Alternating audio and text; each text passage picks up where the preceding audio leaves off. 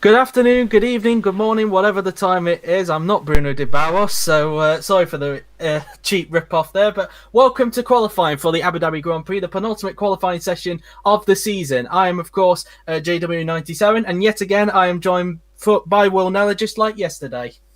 Good afternoon, all. How are we all doing? Hope it is nice and sunny wherever you are, because where I am, it is currently snowing. So hopefully you haven't had that joy to contend with. But looking forward to a good qualifying session. Yeah, I think I had a bit of snow today as well, but it didn't last very long. But anyway, Joy. this is the penultimate qualifying session of the season, and we are here at Abu Dhabi. Just like yesterday, if anybody didn't see it, the reason why, of course, it's Abu Dhabi before Brazil is because back in 2009, we had a vote which basically swapped the pair of them around. Obviously, that won't be in effect when the fantasy car performances come about, but you never know. Brazil could still be the finale when we get to fantasy era. So, what are you expecting from this qualifying session, Will? Well, if practice anything to go, but I think it's going to be really tight. I think the midfield was separated by a couple of tenths here and there, which I think should mean that the battle to get out of Q2 especially is going to be a very tight one. I think the battle for pole is going to look very tight. I think Lopez looked very quick yesterday. Armar was very fast, as was Flo. So I think the championship contenders are all going to be duking it out for that vital pole position at this penultimate round. Especially considering all three of them are separated by 5 points. Of course, lighter fuel loads, of course, with qualifying, because everybody's pushing to get a good lap in. Of course, 3 sessions, for anybody who's unfamiliar with the OC. We've got 3 knockout sessions, like in real life. The first one lasting for 18 minutes, where 6 of them will get knocked out, so 17th to 22nd. The second session, another 6 will get eliminated, 11th to 16th. And then the final session, the top 10 will duke it out for pole position. The second session is 15 minutes, as is the third session. In real life, of course, it's usually 12 minutes, or in the past it used to be 10 minutes, but unfortunately you can't go under 15 minutes on Grand Prix 4, so that's why Q3 is 15 minutes like with Q2.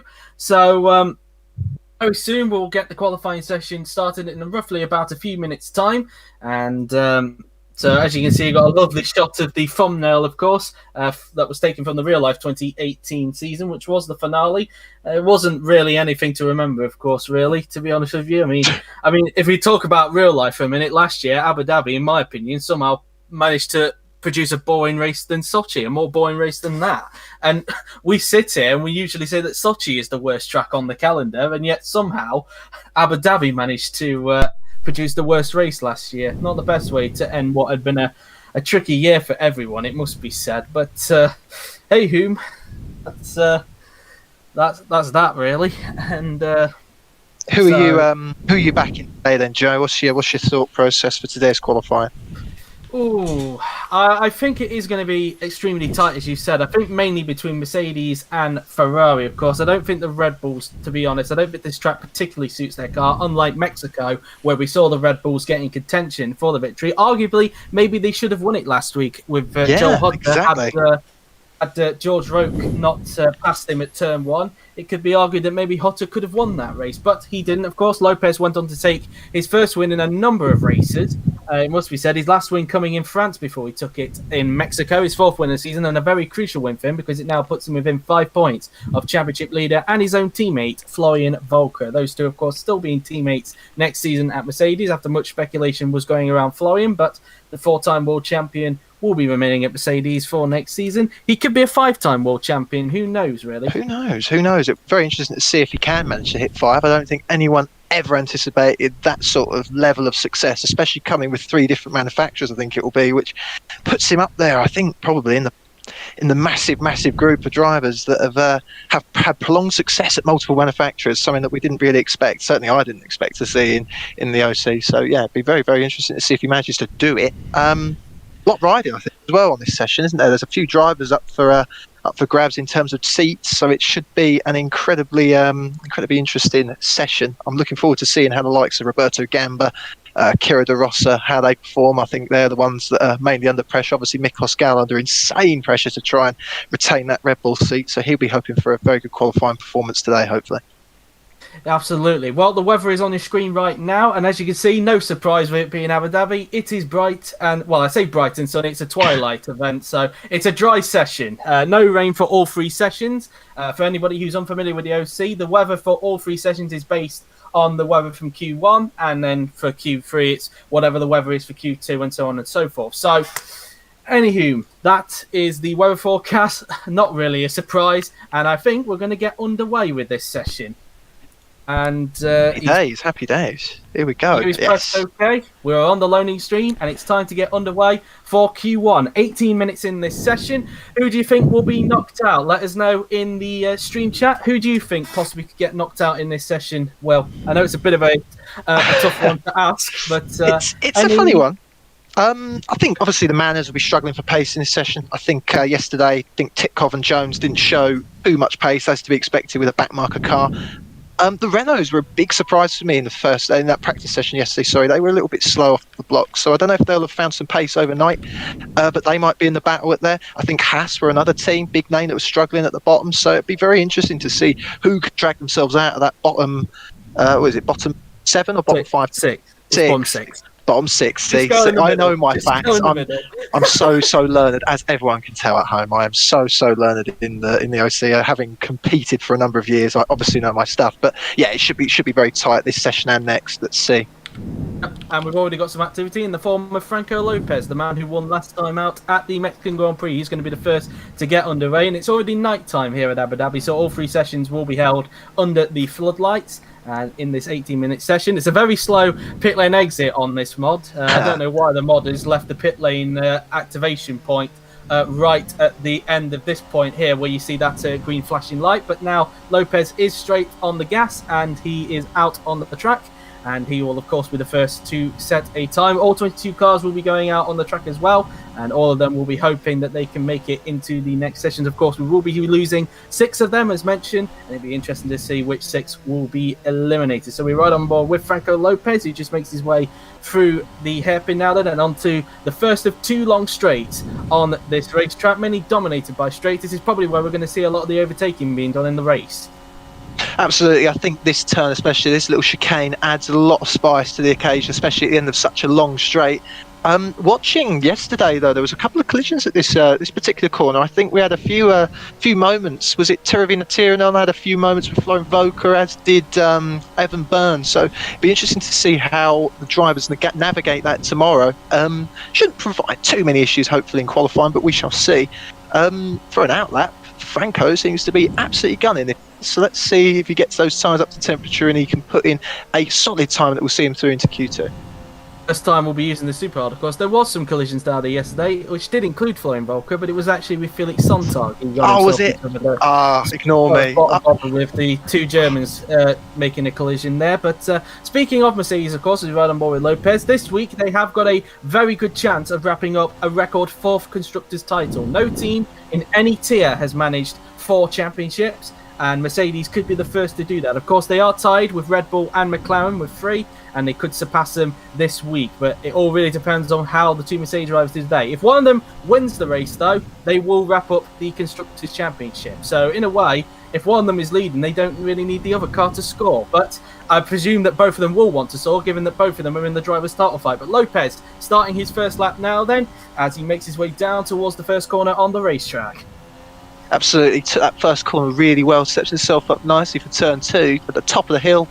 It's a strange line through here from some drivers yesterday. They were really going out far to the left, and it was causing a few collisions from the pit lane, but fortunately no one's coming out, and as a result he's able to get a really nice run through the end of sector 1. The timing screen, I think, is at the top middle part of this back straight, so interesting to see how fast he's gone on that super hard tyre. As we wait for that timing screen to pop through, I'm thinking it will be somewhere alongside the 33.3, perfect. So already setting competitive pace from Franco Lopez. He'll be hoping this will be enough to just see him through, and he can hopefully conserve a little bit of energy and time in the garage, not needing to do too much, but we'll see. Speaking of a Franco, of course, as Franco Gamba has mentioned in the stream chat, of course, he does have a 10-place grid penalty. So wherever Franco Gamba qualifies today, he will obviously drop 10 places back. So it'll be very interesting to see where he ends up after today's session. Not that it will affect his quali battle with his teammate, of course. I don't really know the score, actually, between Roke and Gamba. I'm pretty sure Franco will let us know in the stream chat what the score is between him and his teammate. But anyway, out to Sector 2, Lopez with a 1 minute 3.515, and he's now in the last sector now as he approaches the triple right-hander before taking him onto the hotel section of the track now, then making his way into this 90-degree right-hander and then into a 90-degree left-hander before you could say like a near 90-degree left-hander, because it is a little bit more curved on the outside and it leads you straight to where this wall is. Very easy to slam it onto there if you make a mistake. But now Lopez approaching the final 2 turns on the track. Let's see what the banker is going to be for everybody to beat. Round the final turn goes the Argentine, and he's going to cross the line to complete his lap, and the lap time is going to be, let's have a look, it is going to be a 1 minute 41.115, I should say, not 151, 115. Here is Gomez coming across the line. Obviously, he'll slot into second position. Wasn't expecting him to top Lopez, to be honest, given that he's in a Sauber. No disrespect to him. Sontag slotting to third there. Now Terranon crosses the line. He goes to third. Here's Miklos Gal, as Will said earlier, a man who is under pressure to perform. And this looks like a very good lap for Miklos. That is a really good lap. Look at that. It's fantastic. 2 tenths clear. I think that was an absolute banker from Miklos Gal. It'd be really interesting to see how he hooked that up, because I thought Franco really did a good job in that second and third sector. So, yeah, cracking lap from Miklos Gal. Neither Garma got a good time there, not even Franco. I don't know if he made a mistake during his lap there. Was he held up at all? Or was he... No, he didn't have any traffic in front of him. It might have been a mistake, because I wouldn't expect that sort of pace to be Franco, to be honest with you. Unless, then again, no, there you go, look, it was because Gal overtook him. So you could say, in a way, Gal actually got a little bit of an aid with slipstream from Garma. Well, he'll take that. I think Miklos, at the end of the day, I think at this point it's a case of being a bit selfish. I think he needed a bit of slipstream, and it explains where that cracking lap has come from. But at the same time, he still had to hook it up in sector 2 and 3. So credit to Gal. At the end of the day, I think he's done a superb job to be able to go 2 tenths clear of that really powerful Mercedes. Oh, really good lap from Greenwood as well. Wow, really good lap as well. What he can do, he goes into third position. Here is Joel Hutter, Gal's teammate, across the line. He will come, and he goes into 5th. Jones, that is a very horrible lap from him there. I wonder if it had something to do with Joe Paulo's there. It might have something to do with... oh no, it was in fact the Red Bull there of Joel Hutter, I think it was. That might explain it, because I looked at Hutter's lap, and he was about 5 tenths off of Gal, and I think really he's not been that far off him in most of this. It was Volker. Oh my god! Yeah, and I think in fact, look at that, Jones taking the wide line there as a result, and also you saw just a little bit there. Hutter also got by him as well. In fact, Jones went very wide there. So that is a stinker, isn't it? A true representative lap for Etienne Jones, as there goes Hutter going through on him there. So tried to go back at him as well at one stage there on that just towards the end of sector 2. He tried to have a go. Oh, there goes Gal. The car's just gone a couple of tenths quicker than Gal.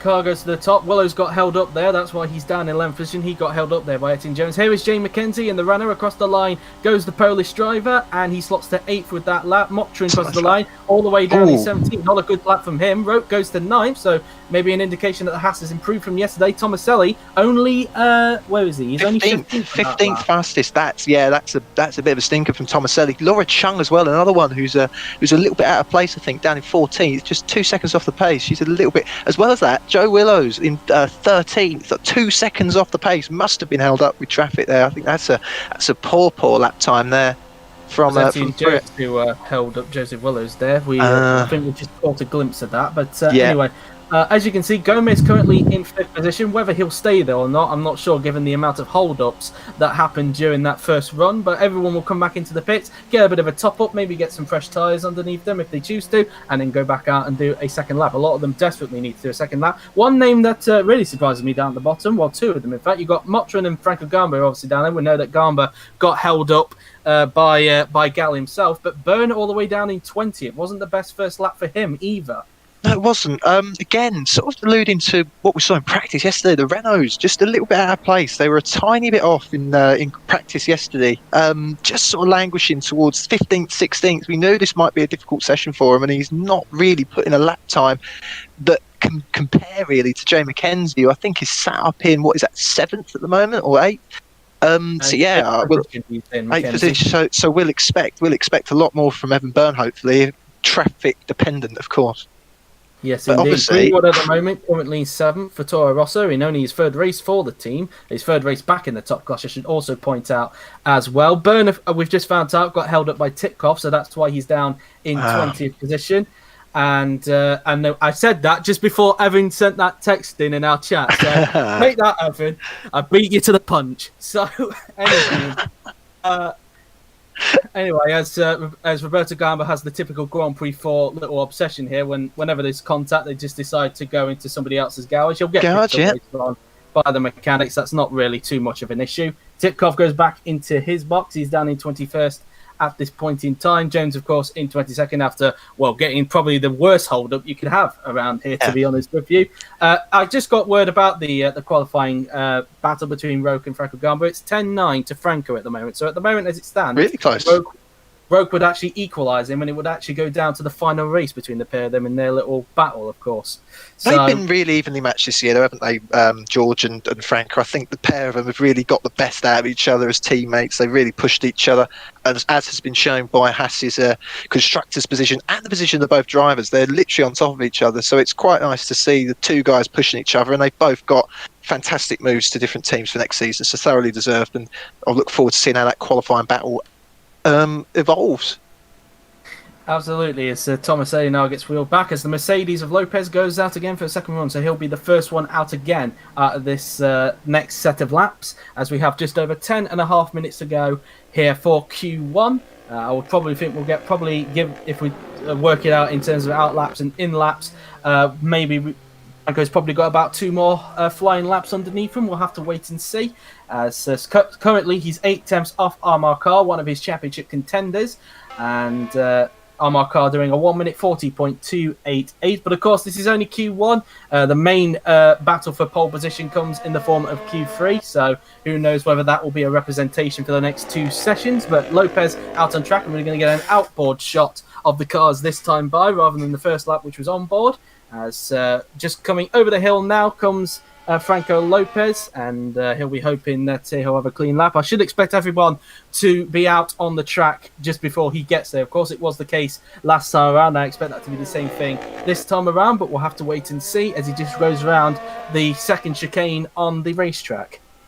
Exactly. I'm just looking down at some of the other drivers that have entered the field. So now Tiranen's come out, as has Evan, Byrne and Titkoff. They've got some vital laps. Byrne, especially in this next couple of minutes. Sontag's just come out of the pits. And as we've just seen, Gomez and Hutter have both joined the track as well. So they'll be looking to try and improve. Gomez has had an absolute blinder with that. Lap time is just 1 second off the pole time, which is fantastic for him. He'll be very happy with that. Hopefully he can build on it. His teammate will be very disappointed, I think, Tomaselli down in 15th. I think he's really under threat if he doesn't manage to hook together a really decent lap. Another driver under threat in there would be Laura Chung as well, just ahead of Tomaselli. Again, if she gets stuck in traffic, this could be a really, really, really difficult session, especially if we're looking at the likes of Byrne, Motyan and Franco Gamba to try and improve. So, yeah, it could really tight the next couple of minutes. Yeah, exactly. As Lopez now starts his second flying lap as he makes his way through turn 1 now then in this very, probably very close camera angle, it must be said. We get it. I think the thing with this Abu Dhabi track is the cameras are quite close, but it looks like he might get held up here by one of the Salvers, and what's he doing? That is Paulino Tomaselli that's in front of him. And, he won't like that at all, I don't think. That's a real hold-up as well. It's not as though he's managed to get past him just out of the pits. He has actually had 3 or 4 corners where he's been stuck behind that really slower Sauber. That's going to really impact Franco's time. And he's still stuck behind him. Might get a bit of slipstream, but as you can see, 4 tenths off already. It's hardly blistering pace, unfortunately, in Sector 1. So a bit of bad luck for Franco there. Yep, absolutely, as Franco will now just go past him now into this chicane, and also in a way this would be good for Paulino, for Franco to get by, because in that way he won't get held up by the Mercedes. I would expect the Mercedes to basically just streak away from the Sauber at this point in time. And he got some slipstream. Let's see if he's able to recover some time from that straight. Let's see as he approaches the end of Sector 2. And it's around this corner actually, and he's recovered a little bit, but he's still down on his personal best. He's 1 tenth off his personal best at the moment, as you can tell at the top of the def panel there. Whenever it's red, it means that the drivers are not improving. If it's green, it means they are improving. So just a note on that as he now approaches the hotel section of the track and will be soon finishing off his second flying lap of Q1, coming out the corner. And that is the normal racing line on this track. Don't think that's track extending. Coming around the final 2 corners. Around the final corner goes Franco Lopez, and I don't expect him to improve, but let's see what he does anyway. Across the line he comes, and in fact he did improve. Okay, he did. Wow, we found a lot of pace there. Wow, Very impressive stuff from Franco there. I think I'd be pleased with that. I think that'll see him through into the next session quite confidently. Again, it's just a bit of a shame that he got held up out of the pits by the Sauber. Obviously, can't do much about it. Here is Gabriel Gomez now then, and he doesn't appear to be up on his personal best at the moment, but given what Franco Lopez was able to achieve in the last sector, who knows what this time could be. But across the line goes the Brazilian, but he does not improve. Here's Joel Hutter now then, he is on an improvement, and let's see what the Swiss driver can do in his penultimate race in the top class. He goes into 5th at the moment. Here comes De Rosa, a man who is of course under pressure. Imagine Byrne goes to 2nd! Wow, what a lap from Evan Byrne. He's gone from 20th to 2nd. Who'd have thought it? Cracking lap from the Irish, but that's amazing. Only 4/10 off the pole time. He's had a few of those, to be fair, where he's sort of turned up in the dying embers and produced an absolute stunner. He's done it again. Well played to Evan Byrne. Absolutely. Here comes Mikkel Scow. He is on the improvement. Can he get back to the top? Oh, no, wow. It's a good lap, He though. goes back up to 2nd, but he's still 1/10 off Armar Carr. Volker also on an improvement right now. The championship leader is going to cross the line. He goes to 3rd at this point in time. Here's Jay McKenzie, Evan Byrne's teammate, rounding the final corner. He's also on an improvement. Let's see what the Polish driver can do. Across the line he comes, and he lost time in the last sector, in fact, so he doesn't improve. He remains in 9th position. Etienne Jones, obviously on an improvement after what happened to him earlier. He goes up to 19th. Franco Gama, only 16th. Looked like he got held up by Jones there that time. By Roberto goes 18th. Willow's on an improvement, and he goes up to 2nd with that lap. So Very good lap. Here comes the current man at the top, Armar Carr. Is he going to pull something off in the last sector? No, he can't. And here comes Tomaselli. He is on an improvement, so he's lucky that Lopez got away from him after he kind of held up the Argentine, but not too much, as we just found out a little bit later on. But he goes 7th with that lap. A good time from Tomaselli. There's Motrin. He's also on an improvement. Across the line he will go, and he only 20th for that time. Not a good lap from Roland there, so clearly he's struggling at the moment in this session. I was going to say, there didn't look like there was too much traffic either, does there? So that might just be representative of Roland's pace at the moment. Really, really poor that time in comparison to his teammate. I know now Tiranen didn't exactly improve on his time either, but still, there is a notable gap. The racing points really struggling here, or Force Indias, whatever they're called, on the bottom left-hand corner. Really struggling here, as well as that. Franco Gamba, again, wasn't able to string together a convincing lap for me. 17th fastest. He's really under pressure. He was once again held up. He was not having luck with the traffic. He's not getting luck there, is he? Not really getting a lot of luck with traffic. On the first lap, he was obviously held up by Gal, and now on that lap he was held up by Jones, who obviously was able to improve on the massive hold up that he had on his first flying lap. But at the moment, the two manners are on the back row. Jones ahead of Titkov at this point in time. And in the bottom 6, we've got the two Gambas, Sontag, Motrin, and of course the two Manners, as Gomez just gets wheeled back into the pit to hopefully get one more flying lap. Whether everyone will get one more flying lap in, we'll have to wait and see, but the bottom 6 will be desperate to get one more flying lap in if they can. I think they will have enough time because we have just over 4 minutes to go, so I do think they'll have enough time to get back into the pits and do one more flying lap, unless they're that guy who's just coming down and support pit straight, then it might be a bit tight for them. But we'll have to wait and see. Titkov now being wheeled back into his pit box, and whether he'll do another flying lap, we'll have to wait and see. Couple of standouts there though. Tomaselli in 7th is a real, and Gomez, his teammate, in 9th. You know, really good qualifying from the Saubers. They clearly have a little bit of pace around here. As we've mentioned, the Renault of Byrne with an absolute blinder. I think he's absolutely creamed the field there with a time that's just 4/10 off of pole. I think he'll be so proud of that. I think Motchin's on a lap, is he, or is he on the out? No, he's coming back in. He obviously went 20th on that lap. God, yeah. As I said, like, disappointing, I think, from Roland there, and Roberto Gamba.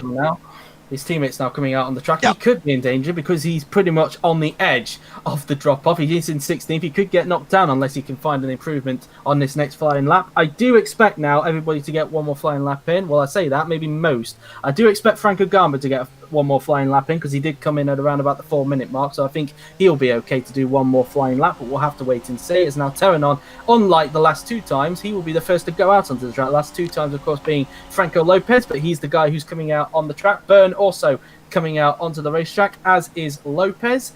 As well, he'll be looking to try and get a better lap in, because who knows what would have happened if Tomaselli wasn't in the way of him there. But he might have to dispose of Byrne if he wants to have a better lap. We'll have to wait and see on that. Maybe Byrne will be slightly away from him by the time he gets a lap in. But we now look back at Teranon as De Rosa now comes out onto the track for McLaren. He's down in 40th at the moment. Gomez now coming out. Looked like the Manor were getting ready. That was ticked off, but he's having to wait for someone to go by. That is the Haas of George Rote, not the Haas that needs to come out, which is Franco Gamba, but I do expect him to come out very soon. Sontag's going out. He needs to. He's down in 19th position. And so here is now Teron. He's just coming around the second chicane now then. And so anybody who goes out below 1 minute 40, I say, they'll have no chance of doing a lap. But at the moment, everybody's just coming out on the track thick and fast. As now Terenon just makes his way down the support pit straight as he makes his way towards the third of many chicanes on this racetrack. And has been the scene for quite a few crashes over the years. I don't think we had one last season, to be honest with you, from memory. Unless we did, then my brain is as full. I can't remember one, so you might be right there, Joe, because my knowledge has been proven to be watertight, so I don't know if that matters, if it's coming from me. Interesting. You did have a bad memory there back in 2016, to be honest with you, which arguably could have cost you the World Championship last season. So I mean, yeah, we don't tend to talk about that one, do we? It's all in the past.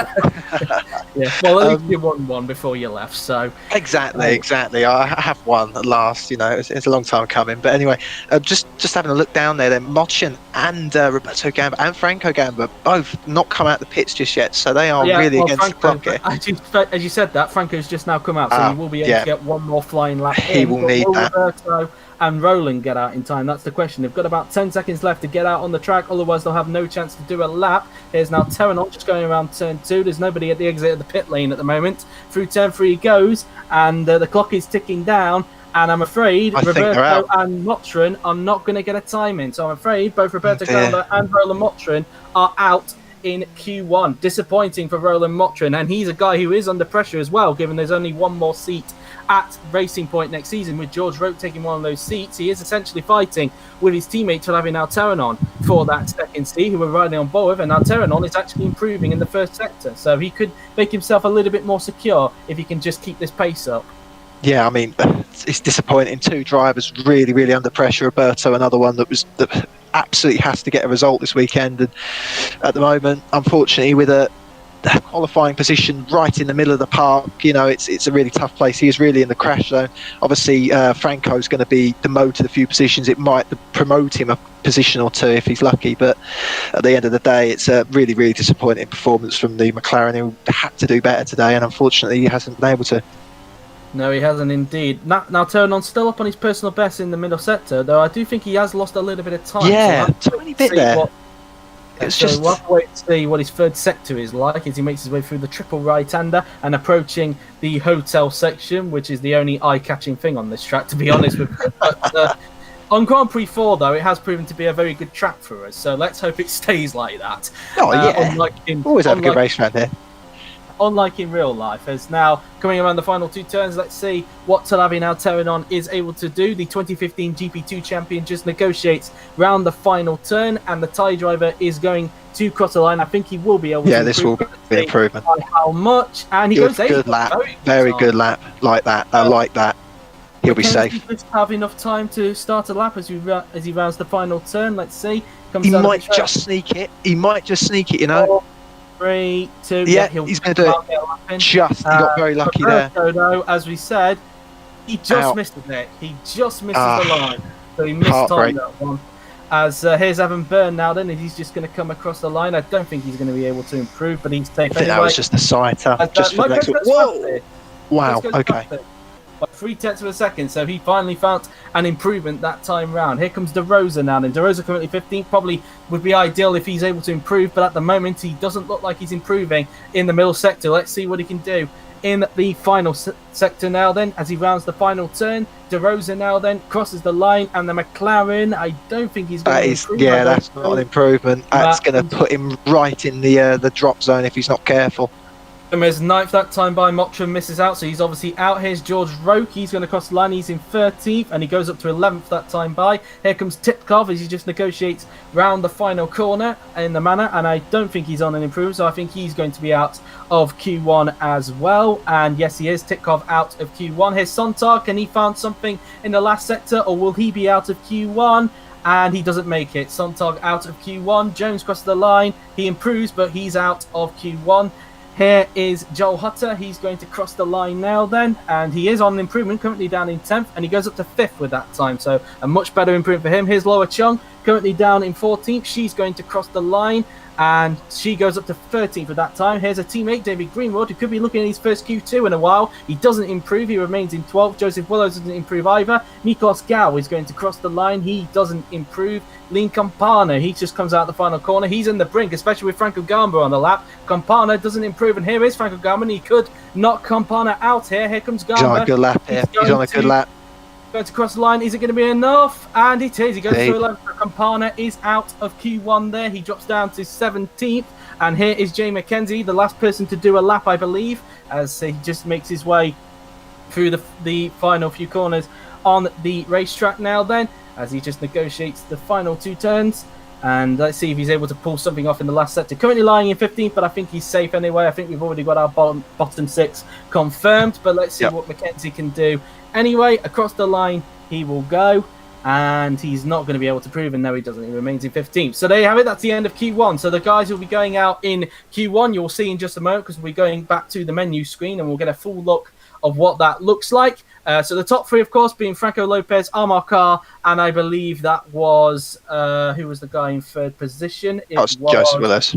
Joseph Willows, that was it. But the guys who are out in Q1 are Lean Campana, Roberto Gamba, Felix Sontag, Roland Motrin, Etienne Jones, and Maxim Titkov. So 16 remain. Just going to take a little break now whilst Yuri gets set up for Q2. So let us know your thoughts of what happened in Q1. What did you make of that session, Will?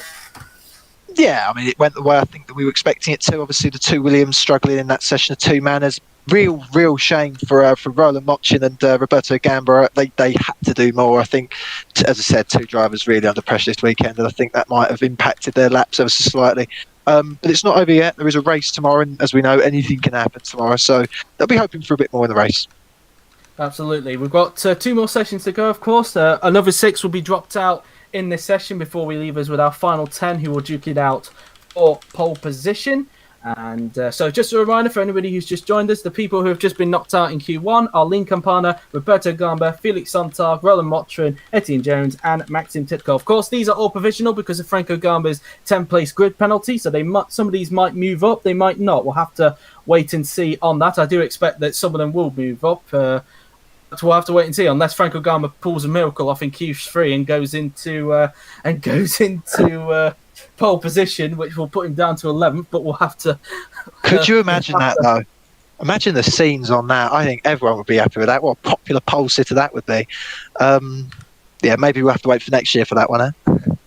Especially when he moves to Red Bull, who are absolutely have a better engine next season than the former Honda. So hopefully we will see Red Bull consistently fighting for wins, unlike this season, which has been quite a disappointing season for Red Bull, it must be said. A lot of people were expecting them to fight for the title again with Ferrari and Mercedes, and unfortunately it just hasn't quite happened for them. Unfortunately not. Bit of a shame, really. I think that session, though, they looked a bit stronger. I think Gal was 4th and Hutt was 5th, so I think they'll be pleased. They'll be pleased with the promising pace. And they've had a few good results in the back end of the season. But, yeah, I think it's been a real learning curve for them. I think the engine's probably not been as strong as they want, and the overall package probably hasn't been as competitive as they'd want. I don't think anyone expected Mercedes to be as powerful as they have been, and Ferrari as well. So they found it tough. They found it tough going, but I think that will motivate them, especially with the new driver coming in next year. I think Hutter's had a bit of a tough start to a senior career, and it's shown, unfortunately, no longer going to be with us next season, which is a shame for him. But they'll expect more next season, I'm sure. Obviously, in Q1, Gamba on his first flying lap obviously got held up by Gal. Ironically, those two could be teammates next season. We'll have to wait and see on that. We're still going to get on the way for Q2, which you can see, as expected, it's sunny. But as we said, of course, the weather is based on what happens in Q1. So it's an all-dry session for all 3 sessions, and we're soon going to get underway for Q2. Absolutely. Again, if that last session is anything to go by, that midfield trying to get into the top 10, that is going to be exceptionally tight. I think we might see a couple of big casualties in here if we're not careful, if traffic's anything to go by as well. Fortunately, no accidents out of the pit lane, which is good, but it could be a bit messy at times. I'm hoping that not many of us get caught up in the ensuing melee of battling for position, but we will see. Okay, just make sure the sound's still on, Yuri. So Yuri's going to have, I think he's going to have the auto cam on for a bit because he needs to go and do something for the moment. So don't be alarmed if you see that the auto cam has gone a bit off. So anyway, guys, leave us your predictions on who you think will get knocked out in Q2 in the stream chat and who will be going up into the top 10. Let us know your thoughts as we'll be soon waiting for some cars to go out onto the track. And Gomez, thankfully, he will be the guy going out on the racetrack. So luckily, we will keep on him while Shiri goes and does what he needs to do. So it's almost as though he knew. Yeah. Bit of foresight, wonderful. It's like he's got a crystal ball somewhere, but well, as we know, he is all-seeing, all-powerful, the benevolent leader of the GP4 Offline Championship. So hopefully that will come into effect later on. We'll see. Big session coming up for Gabe here. I think he probably will want to get into that top 10 scrap. If the pace of the Dhabi is anything to go by, I think they probably have a chance of doing it. But all traffic permitting, obviously. Tomaselli's showing superb pace as well. So hopefully a good result on the cards for Sauber if they're lucky. I think both of them showed some very strong pace. Yeah, no, really. I think was Gomez ninth in that last session. I think he was. I think he was near the top 10. Yes. Yeah, so, I think he was just if he wasn't thoroughly in midfield, he was just on the cusp of that top 10. So, yeah, fingers crossed. Should be a good session for him. Oh, this. Hopefully it will, as Gomez now just makes his way down this straight now then, as everybody will be coming out onto the racetrack, the remaining 16 here in Q2, as Yuri has just told us he is now back. So luckily we don't have to panic in case Gomez finishes a lap and we get stuck on him. So that's that really. So anyway, he just comes down the support pit straight now. I believe all 16 cars are now out on the racetrack, if I can see that correctly. Yeah, I think so. On that left-hand side, yeah, I think all are on, but we might be wrong. At least that means that there might not be too much traffic issues, especially for Gomez, which would be handy for him. You get a clean sight of the track, which would be very handy for that Sauber. Absolutely. We've not got all of them out. I think there's still one in the pit lane, but I think they'll be out. And there you go. They're out on the track now. I was going to say, what are the chances that he comes out just as Gabe starts his lap? That would be a real kick, wouldn't it? It would be a kick in the teeth for the Brazilian, that's for sure. We mentioned as well David Greenwood in the last race. First time in a while that he will last session. First time in a while that he's made it into Q2. The first since he's come back that he's made it to Q2 after the last two quali sessions he's taken part in haven't gone according to plan for the bit. So a very good job for David, it must be said. Yeah, he's a erstwhile performer, isn't he, David? He's always been fairly consistent. He had a tough season the year he lost his drive, which would really have hurt him after, especially having the season before where I think he broke 100 points, which I think was absolutely superb. He was very unlucky the following season, but a good return so far, doing a really good job as the super sub. Hopefully he can get his nose towards the top 10. You know, if he can get into the top 10, I think he's done himself the world of good.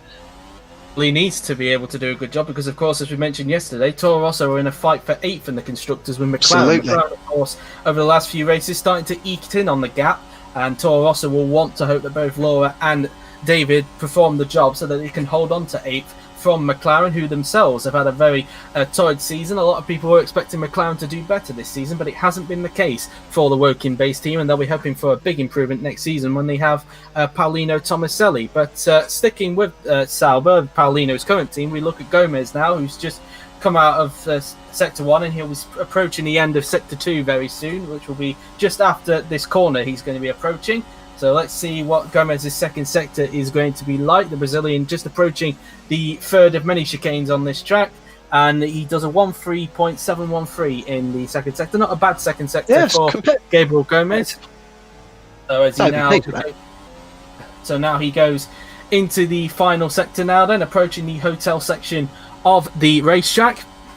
And he'll be going underneath that bit very soon, just going around this 90-degree right-hander and then flicking it into this 90-degree left-hander before approaching the final few turns on the racetrack, trying to get as close to the wall as he can on the exit through into this corner to get the best exit as possible and trying to get a better time.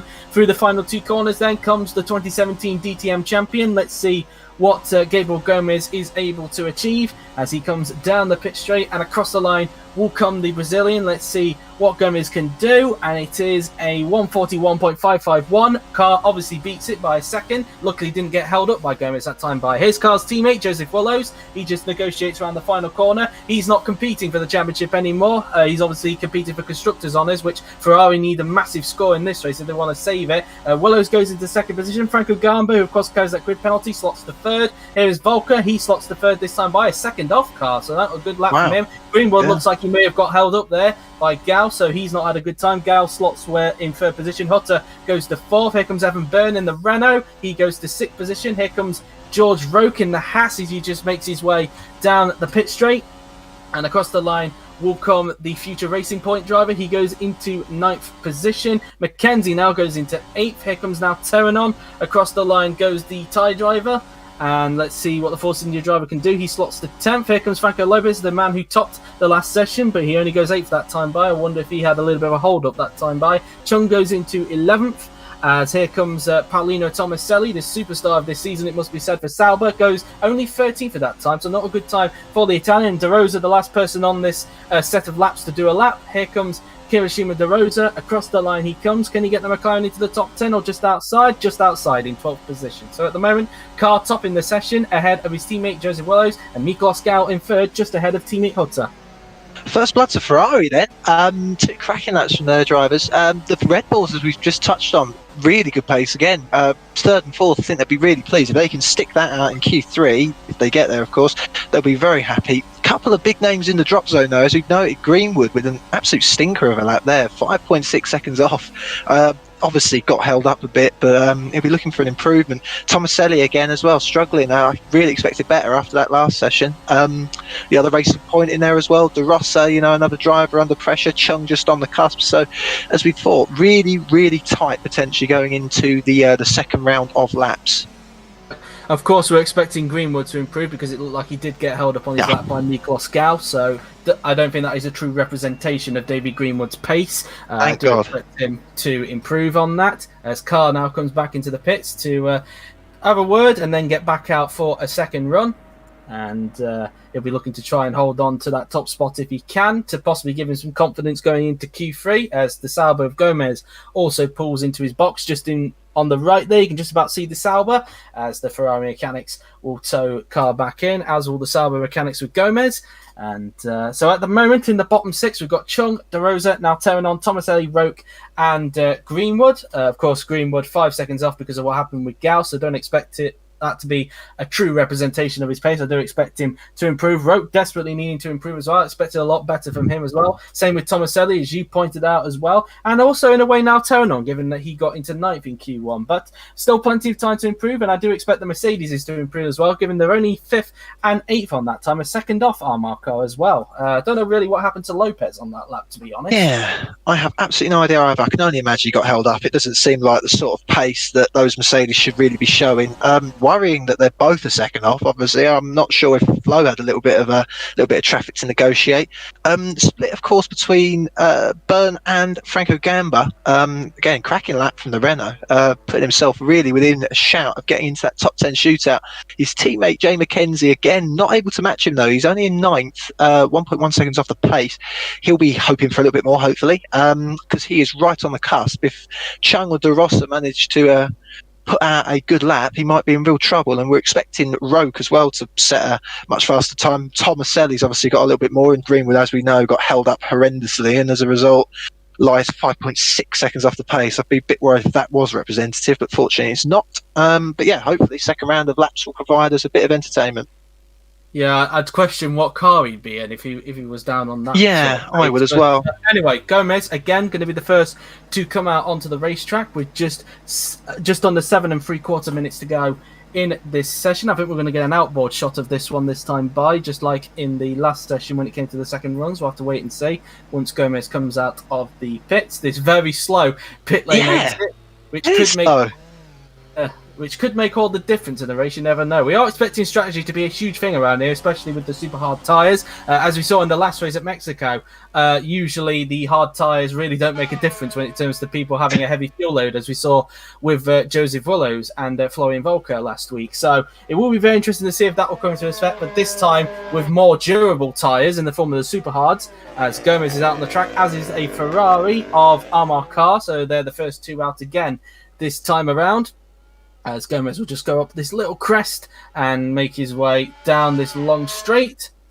and will start his second flying lap very soon. Hopefully we should expect Greenwood to get a better lap in rather than getting holed up like last time. He's just come back out onto the racetrack. Gomez, of course, on the edge of Q3 at the moment, down in 10th, so he possibly needs to get an improvement in if he wants to stay in the top 10, but we'll have to wait and see if he's able to do that. Whether anybody will be able to get a third flying lap in, we'll have to wait and see because of how much time we've got left in this session, and given how long the track is as well, we'll just have to wait and see on that.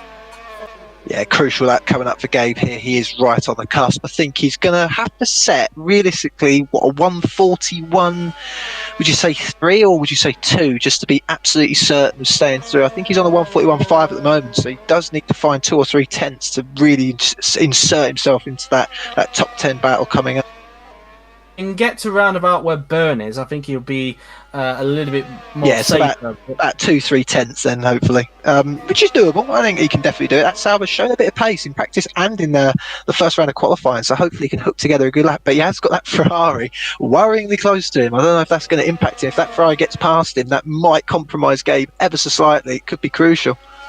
Ferrari, of course, being the current top man, Amar Kar, as let's see if Kar will affect him perhaps down on that long straight, because we know how the AI sometimes tackle it when someone tries to overtake it. They sometimes take the slower line, but sometimes they don't, as we've seen from I believe, Paolino Tomaselli a little bit earlier on in the session, as Gomez now then makes his way up through the crest. Let's see if Kar is going to be able to get past him. He's going to go to the inside, is Amar Kar. And Gomez just needs to let him go here, I think, just because this is going to end in tears, unfortunately, this chicane if he's not careful. See how they cope with it. Amar darts to the inside, and yeah, that has compromised Gabe massively. I think Gomez goes a little bit deep into there, and I think that has really spurned any chances of him setting a good lap. Kar had to get past, but at the same time, he is first. So did he need to set a lap? I don't know, but yeah, Gabe will be a bit annoyed, I think. Yeah, absolutely. So it doesn't look like Gabe will be doing a better lap this time by, nor will Amar Kar, to be honest. He's 3 tenths off his personal best in the second sector there, as he just negotiates out of that 90-degree left-hander, making his way towards the hotel section through the triple right-hand as he goes, with the halo mirrors, which finally got installed on the Ferrari at Japan, thanks to them getting Mission Win now, of course, as a sponsorship, which so far hasn't played to an Achilles heel like in real life with Ferrari. It's actually gone all right for Ferrari, it must be said, so far in the OC. So for their sake, that we're hoping that stays the case, as now Kar just negotiates out of the final turn onto the pit straight. He's able to perform some sort of miracle in the last sector when he nearly did. He went far up, yeah, in the last sector, but not enough to improve on his personal best. Willows, meantime, his teammate, is on an improvement. Let's see if he can keep that up as he negotiates through the final corner. Willows is now going to cross the line, and the 2-time champion, where's he going to place himself? Can he not carve the top? Yes, he can by a massive amount. 139.5. Brilliant lap. That is a cracker. Improves, but he's still over a second off Willows. Byrne doesn't improve. Here comes Franco Gamba across the line. He will come, and he doesn't improve. David Greenwood, he does improve, but he's still in 16th. Whether Franco Gamba held him up there, I'm not 100% sure. Here comes Flying Volker. He is also on improvement, so Mercedes desperately need to find some pace after quite a tricky first flying lap for both Volker and Lopez. Here comes Volker now then, the championship leader, just coming up towards the final corner.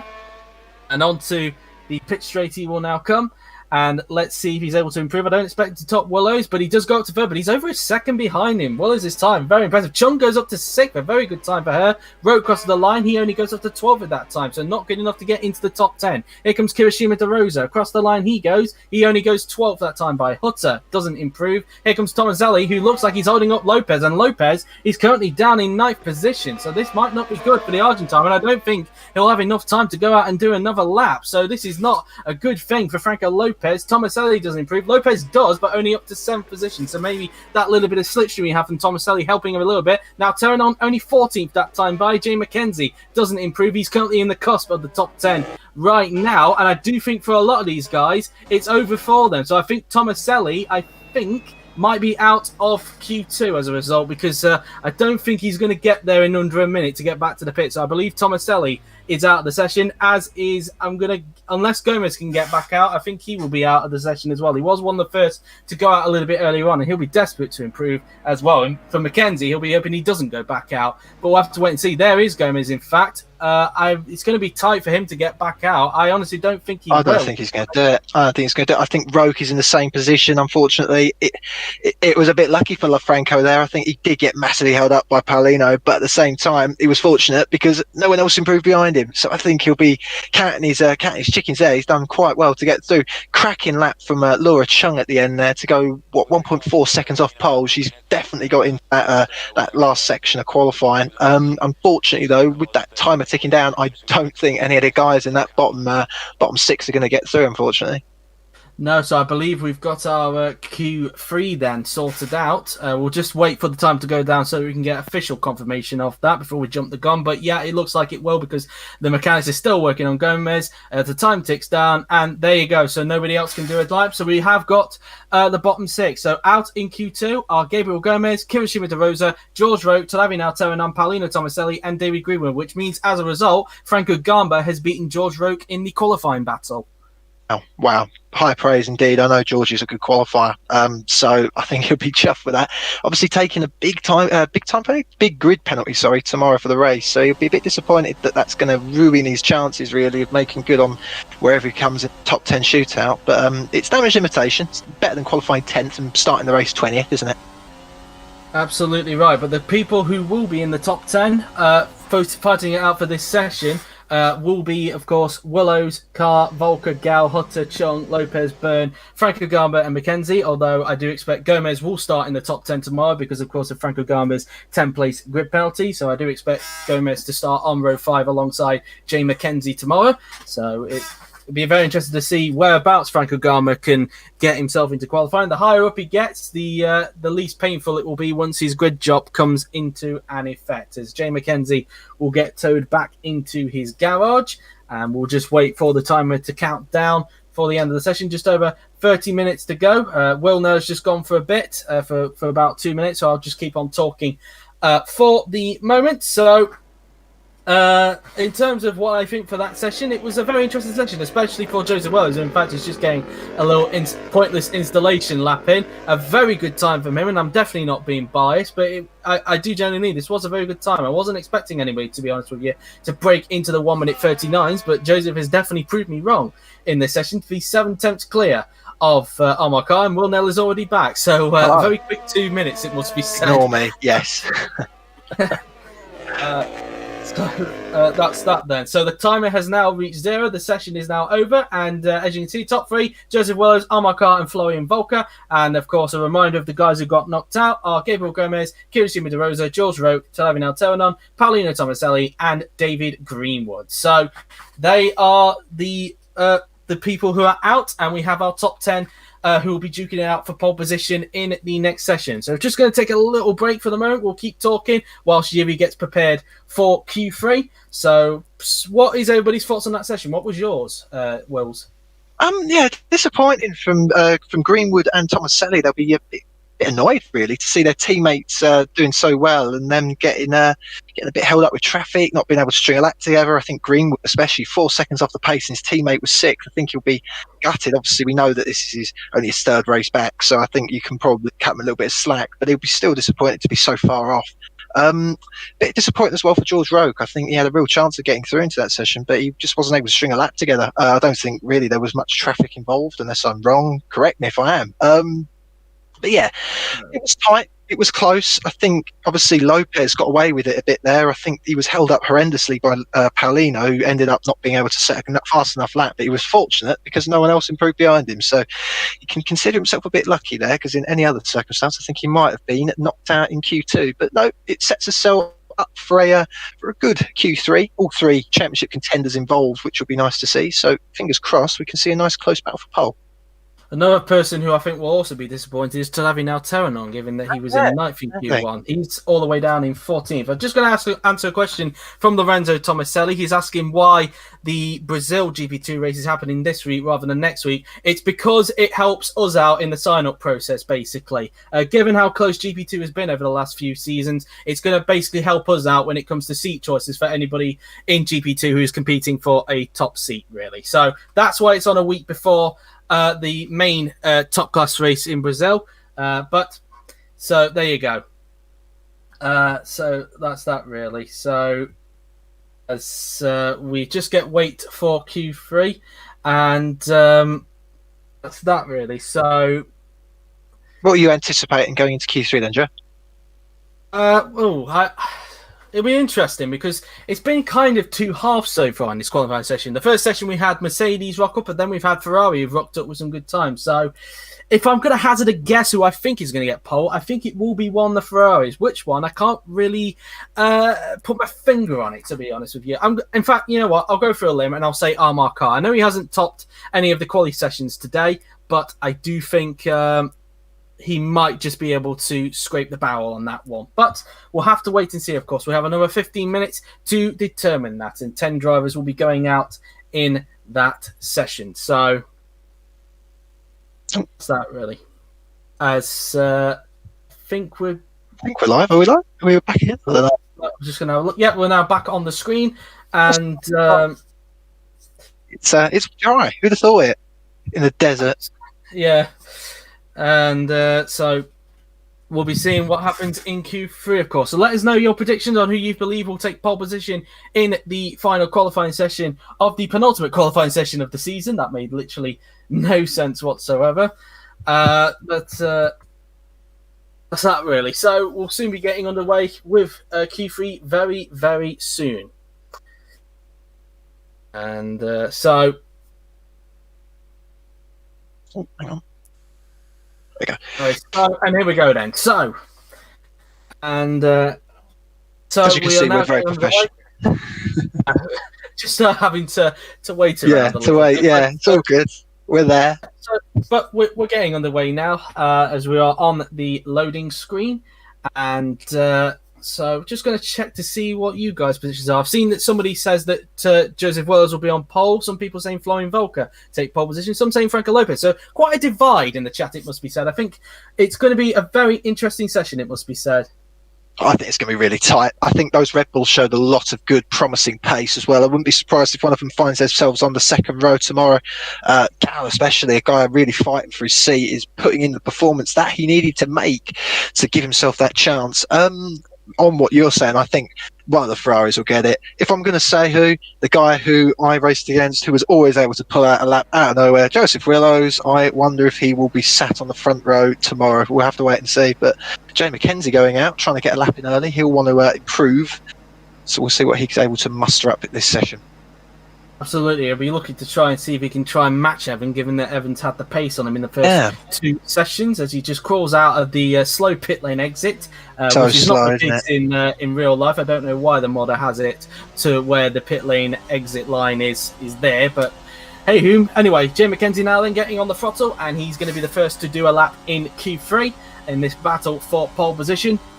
And he's just going to make his way towards the bus stop chicane. Of course, he hasn't been confirmed yet at a team next season. Of course, his name is linked with Red Bull. He could end up being Franco Garber's teammate at Red Bull next season, given his name has been linked with that. But we'll have to wait and see on that. He might stay at Renault for all we know. We don't know, of course. There is obviously the second Renault seat that still needs to get determined, because obviously Evan is taking up one of those seats. The second one still yet to be determined, along with the second seat at Red Bull. So it'll be very interesting to see what happens with Jay come next week, where he will end up. So it's only so not that long now to find out, basically, as everybody's now making their way onto the track, all 10 cars, and as they now make their way down the support straight, and Mackenzie will now approach the next chicane on the track, of many chicanes that are on this racetrack. We're going to have an onboard lap of him, and he'll be soon be starting his lap very, very soon. As mentioned, though, Jay will be looking to try and equal Evan, won't he? Well, Absolutely. I mean, Evans stiff competition at the best of times, so it's it's always hell when you're trying to beat him late on in the season. He's shown superb pace today, Evans, to be fair to him, so I think he'll be really looking to qualify. Maybe upwards of 7th would be good for him, anywhere in that sort of midfield, away from the carbon zone, as I call it.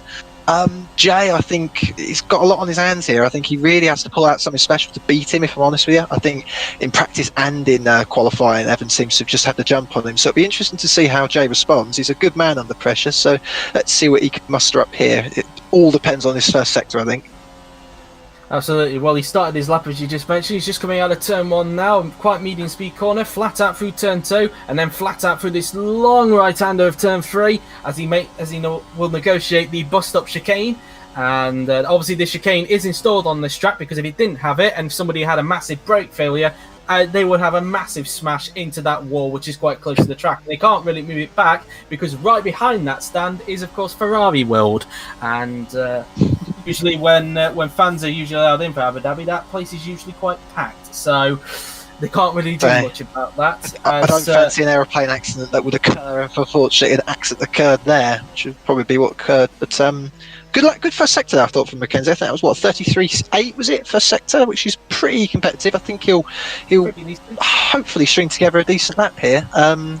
All depends on how he negotiates this upcoming chicane. I think drivers have been a bit cautious into here. It's a funny one. Seems to be quite slow speed, and as a result, I think it all depends on your exit. Otherwise, you're compromised ever so slightly. But what is he going to set? A 103? Yeah, I think that's quite competitive from Mackenzie thus far. Pretty decent so far. Obviously, it seems like from all the laps that we've seen, a lot of people seem to gain time in this last sector. So let's see if it's going to be the case for Jay Mackenzie, as he just negotiates through the triple right-hander before approaching the 90-degree right-hander.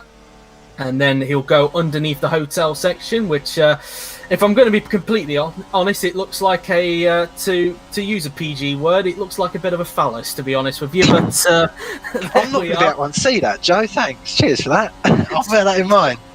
Sorry to put those images in your head, and to all the viewers watching. But anyway, Mackenzie now then just comes out of the final corner. Jay Mackenzie now then will come across the line, and let's see what it's going to be. A 141.471. Good lap. Not a bad time. Yeah. Here comes Brian Volker, 4 tenths quicker than him. Here comes Franco Lopez, only 1,000 quicker than Volker. So the two Mercedes inseparable in the How close do you want it? How close do you want it? Franco Gamba, unfortunately, not going to set as good a lap. That's a 143. Oh dear. I don't know if there was any hold up there, but yeah, he didn't have any.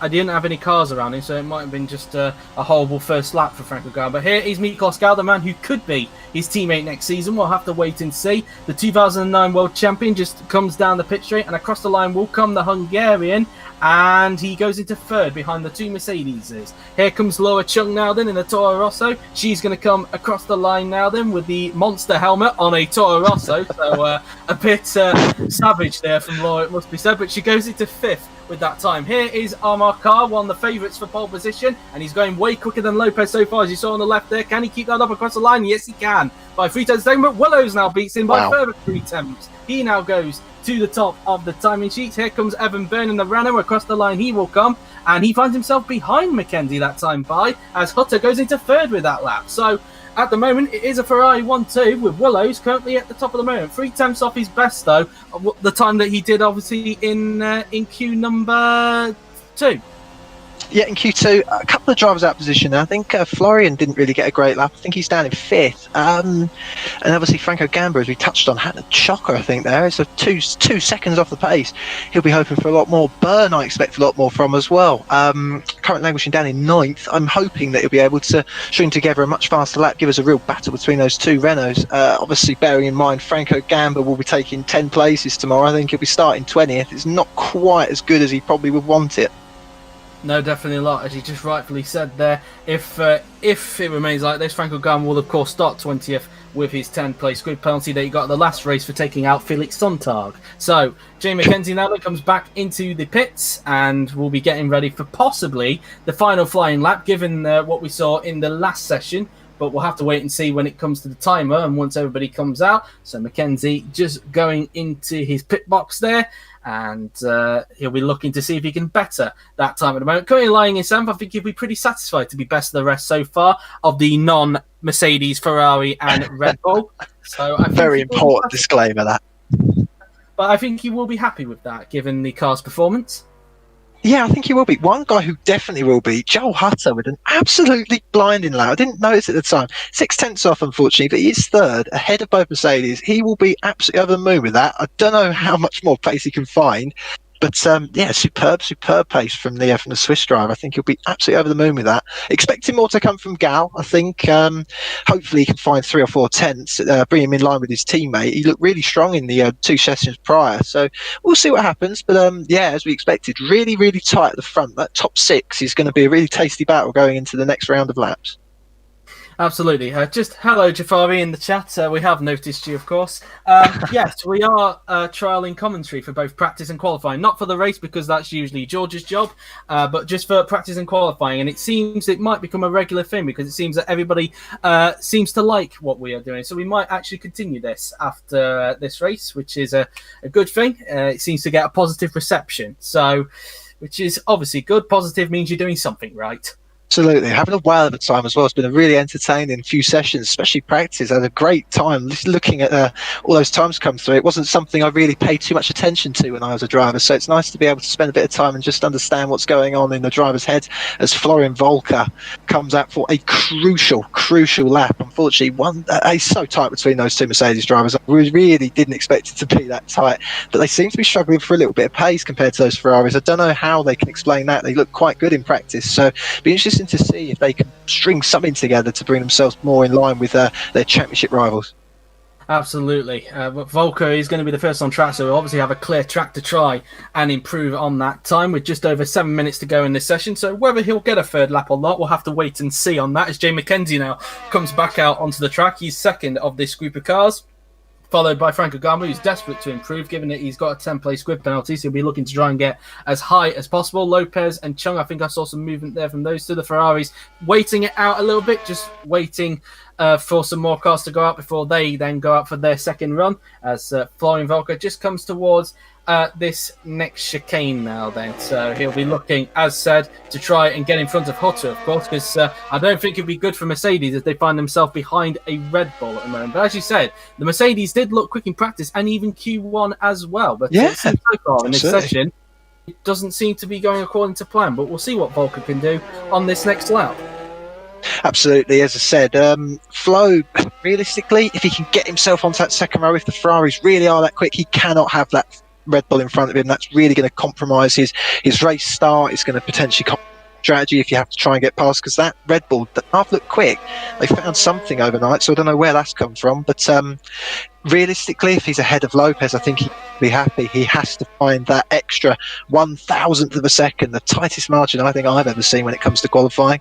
And he's got to also hope that Gal doesn't find any pace, because if Florian manages to mess up this lap, Gal finds his 4 tenths, then it's going to be an absolute disaster for that Mercedes team. So this will be a crucial lap for Flo. Yep, he's just started his next lap as he just comes out of turn 1 as he approaches turns 2 and 3 on the racetrack. If it were to remain like that for the race tomorrow in terms of the Drivers' Championship, then it would go down to the wire in Brazil. Of course, Florian does have a slim chance to wrap up his 5th world title tomorrow, but as we've mentioned throughout this, he will need quite a lot of luck to do that, given that he is 4 points ahead of Amar Khan and then a further point ahead of his teammate Franco Lopez. Those 3 being the only contenders left in the Drivers' Championship, with Joseph Williams bailing out the title fight at Mexico. In terms of the constructors, well, looking at the fact that it's currently a 1-2 for Ferrari, I think they would keep their chances alive if it were to stay like that for the race tomorrow. But of course, this is qualifying. The race is a different thing, of course, so things can change. And of course, we have the important thing. We believe that strategy is going to be a big thing around here, considering that we have the super hard tyres being used for the first ever time. So, as I said yesterday, take that F1. We're actually using them. So, anyway, Volker now then approaches the second sector. He'll be up in that Renault in front, doesn't he? And in fact, he's up on Willows in the second sector. He was up in Sector 1 as well, so this could be an absolute real kick in the teeth if this Renault gets in the way. He was green in Sector 1 as well, so this would be a real tough struggle, this Sector 3, especially considering how important this final sector has been, being able to get a good lap together. And it isn't, he is really being held up slightly there from the Renault in front. Renault, of course, being Evan Bird, I don't think he'll be held up too much because these are very quick corners. Maybe the last corner, we'll have to wait and see. But as we come towards the final corner now, the four-time champion, he desperately needs to find an improvement. He's currently down in 5th position across the line. He might get a slipstream down this straight, and he takes pole with a 1:39.9, a very good lap from Florian Volker. Here comes Jay McKenzie. He's also on an improvement. The Polish driver now, then, the two-time world champion. He's going to come across the line. This looks like a really good time, and he goes up to 6th, a very good time from Jay McKenzie. Here comes Franco Gama. He needs to get as high as possible. He goes to 7th with that time. So at the moment, he'll be 17th on the grid. Lopez not on an improvement at the moment. He's red in the middle sector compared to his personal best. Let's see if he can pull it back in the last sector like we've seen with many drivers throughout the course of these sessions. Here comes Lopez now then, approaching the final corner. Let's see what the Argentine can do. The four-time race winner makes his way down the pit straight. The man who won last time out in Mexico. Can he find some time in the last sector? No, he can't. He remains in 5th. With that time. Here comes Loa Chung in the Toro Rosso. She doesn't improve. She remains in 9th position. Here's Gal. He's not on an improvement. That's interesting. He's down in 8th at the moment. And he now rounds the final corner. Let's see if he can pull something back in the last sector. Gal comes across the line. The 2009 world champion doesn't improve and remains in 8th position. His teammate, meanwhile, is on an improvement. He's coming around these next section of corners. He's not up on Volker, though, but he is on an improvement so far. So maybe he could mingle with the two Ferraris. We'll have to wait and see. Hutter now then approaches the final two turns on the racetrack now then. The Swiss driver is going to cross the line. Let's see where he can go in his penultimate qualifying session. He goes 3rd with that lap. A very good time. He does mingle with the two Ferraris. Willows is not on an improvement at the moment. He's not improving on his personal best right now. Let's see what he can do in this final sector. Willows now then comes across the line, and he's not going to grab the pole back of Volker. Carr is also not improving as well, and he remains in 4th position. Here comes Byrne. He's also not improving. He's down in 10th position. Across the line, as I'm losing my breath a little bit, he doesn't improve, and he remains in 10th position. So at the moment, I do believe McKenzie will actually out-qualify Byrne for the first time in a while. Yeah, I mean, that was one hell of a second set of laps. Volker was just able to absolutely pin the throttle behind Byrne. I think he picked up one over slipstream. I thought he was being held up for a minute, but actually it just looks like he absolutely abused the slipstream effect off the back of that Renault, and unfortunately Byrne could have done with some of that with a pretty average lap, 2 seconds off the pace and behind his teammate. Considering his pace earlier, he will be gutted with that. Franco Gamba starting 17th if he carries on the way he is, and I think that's probably as good as he could probably hope for, so he'll be pleased with that, I think. Bit of a shame for Gal, I think, in 8th. I think there was more to come from him, really. I don't know if there was a mistake on that lap or anything, or some traffic, but I expected a little bit more. He'll be disappointed with 8th. I think we as fans are a little bit disappointed as well, so we'll see if he can pull it together in the race.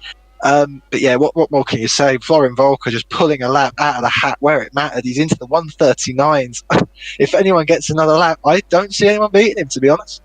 All let's see is we count down the clock, and there you have it then. So it is Florian Volker who will start on pole position for tomorrow's Abu Dhabi Grand Prix. Of course, it will not be enough for him to wrap up the championship because Carr is in 4th and Lopez is in 5th. So if it stayed like that, the championship would go down to the wire in Brazil. But it is Florian Volker who takes probably a very crucial pole position. Absolutely, and Lopez only 5th. I think that is crucial. Massive pressure tomorrow. Carr 4th as well. That's going to be a really tasty battle off the line, isn't it? Seeing Carr and Lopez going side by side into turn 1, I think that will be crucial. Be interesting to see how good these super hard tyres are in terms of race pace. I don't know how good they're going to be as a race tyre. I think they're very durable, yes, and obviously makes our strategy choices. 2-stop might be a good option. Probably will see a 1-stop as the best option, though. It will be an interesting race tomorrow. I think that grid definitely sets the pulses racing and sets Flo Volker up very nicely to try and take championship number 5. Will be indeed. We will be going mute in a bit as well because we will be having a look at Florian Volker's pole lap. It will obviously help out with the YouTube video that comes out tomorrow morning or early afternoon. So me and Will go silent for a bit once we see this lap. So just be in mind of that as Volker will go around the left hand. We're just going to wait for the countdown to go down to 0 before we have a look at this pole position lap. But a very crucial pole position for the German indeed. Will he wrap up a 5th world title tomorrow? Who knows? But I can tell you, if the results stayed like that for tomorrow, the Mercedes would win a record 4th Constructors title. So it would all look good for the Mercedes. if they keep that up, a record 4th Constructors title could be in the bag for the German manufacturer. So, as the clock now reaches 0, we're going to take a look at the pole lap, and me and Will are going to stay silent.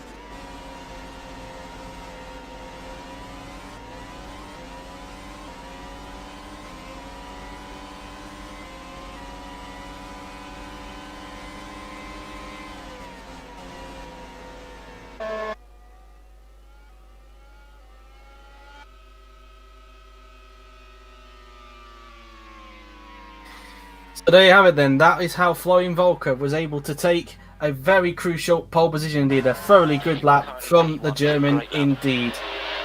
Absolutely hooked it up absolutely superbly there. That third sector was mighty. I think that's where he picked up a lot of his pace, even though he had the Renault in front.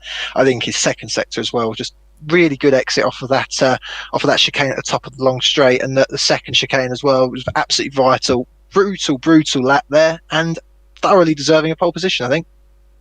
So a reminder then of the top 10 then. It is Florian Volker on pole position with Joseph Willows in second, Joel Hutter third, Armar Coe in fourth, Franco Lopez in fifth, Jamie Mackenzie a brilliant sixth in the Renault, with Franco Gamba in seventh, but he'll drop down to 17th because of the 10th place grid penalty. So it'll be Niklas Gal in 7th, Laura Chung in 8th, Evan Byrne in 9th, and Gabriel Gomez will be in the top 10 alongside the Irishman. So there you have it then. That has been qualifying, the penultimate qualifying session of the season here at Abu Dhabi. I hope you enjoy it. It's been a thoroughly enjoyable qualifying session, must be said. Probably the right time to introduce commentary for both practice and qualifying, must be said. How did you find that qualifying session? Oh, it was brilliant. Absolutely adored it. I thought that was superb set of sessions. There's some really good times being set. Obviously, I think we had a different leader in each session, which is always nice to see. Shows how close this season has been at the top with those three teams battling it out. Sets us up really nicely for the race tomorrow. I think, seeing Carr and Lopez come through the field, I think out of position, that's going to be brilliant watch for everyone tomorrow. So looking forward to it. Yeah, absolutely. Well, there'll not be any commentary tomorrow. That will be completely silent because, of course, George does the commentary for the highlights for anybody who obviously misses them.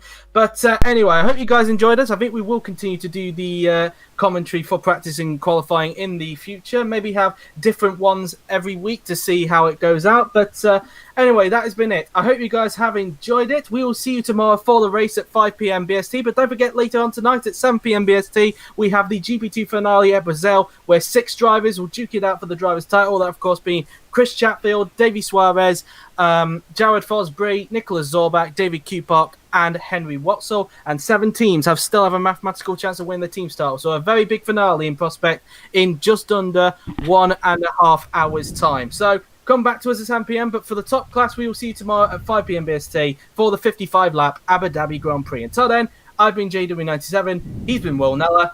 And we will see you tomorrow. Well, we won't, because we won't be doing commentary. But, of course, the top class will see you tomorrow for the penultimate race of the season. Take care.